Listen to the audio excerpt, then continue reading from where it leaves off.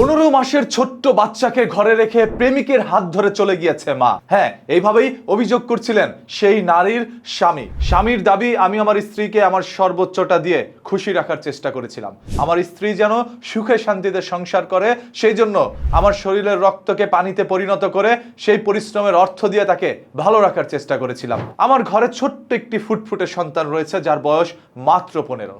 সে এখন পর্যন্ত তার মাকে ছাড়া থাকতে পারে না। মায়ের বুকের দুধ পান করেই সন্তানটি বেঁচে আছে।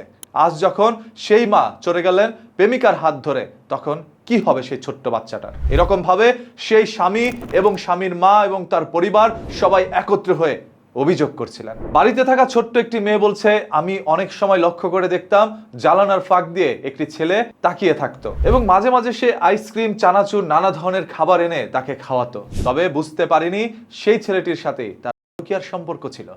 সেই পরকীয়া প্রেমিকের হাত ধরে যখন মা চলে গেল, তখন পুরো বাড়ির মধ্যে যেন এক হতাশার জন্ম নিল। সেই হতাশার কবলে পড়ল সেই ছোট্ট সন্তানটি।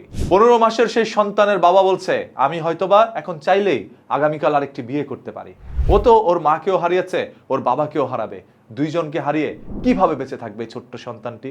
ওর তো কোনো দোষ ছিল না। আমার কাছে মনে হচ্ছে স্বামী যদি তার স্ত্রীকে ভিডিও বা টিকটক করতে না দিত, তাহলে তার স্ত্রী এই প্রেমে আসক্ত হতে পারতেন না। প্রতিনিয়ত সেই মেয়ে টিকটকে ভিডিও বানাতো বলে দাবি করছে অনেকেই। সেই ভিডিও থেকে একটি ছেলের সাথে পরিচয় এবং তার সাথে চলতো পরকীয়া। সেই পরকীয়া প্রেমিকের হাত ধরে সর্বশেষ যে মেয়েটি চলে যাবে, সেটা কেউ কল্পনা করতে পারেনি, কারণ তার ঘরে ছোট্ট একটি বাচ্চা। আমরা তো সবসময় শুনে এসেছি, দেখে এসেছি একজন মা তার সন্তানের জন্য নিজের জীবন দিতে প্রস্তুত।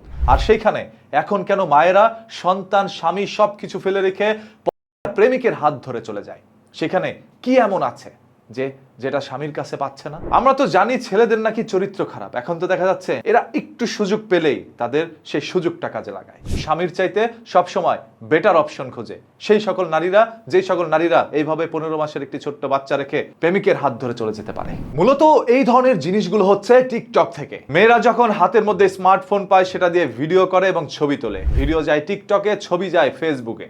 সেখান থেকে নানা ধরনের খদ্দের এসে তাকে নক দেয় শুধুমাত্র তাকে করার জন্য।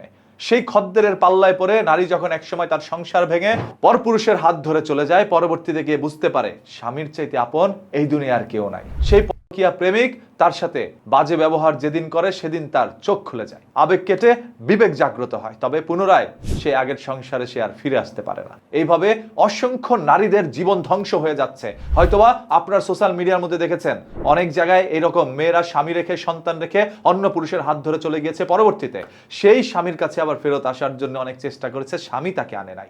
এই যেই সকল কালনাগিনী মাগুলো সমাজের মধ্যে ঘুরে বেড়াচ্ছে, যে একটি ছোট্ট বাচ্চাকে রেখে পরপুরুষের হাত ধরে চলে যেতে পারে, সেই রকম মা আমাদের দেশের জন্য কাম্য নয়। সে কোনো মা হতে পারে না। নিজের যৌবিক চাহিদার জন্য এই নারী যে সংসার ছেড়ে চলে গিয়েছে, সেটা 100% প্রমাণিত বলে দাবি করছে অনেকে। আপনাদের কাছে কি মনে হচ্ছে, এই ছোট্ট সন্তানের কি কোনো দোষ ছিল? ওকে রেখে কেন ওর মা চলে গেল? কমেন্ট করে আপনার মূল্যবান মতামত জানাবেন, ভিডিওটি শেয়ার করে দিবেন, যাতে করে প্রত্যেকটা স্বামী বা প্রত্যেকটা পুরুষ সতর্ক থাকতে পারে এই সকল কালনাগিনী মেয়েদের কাছ থেকে।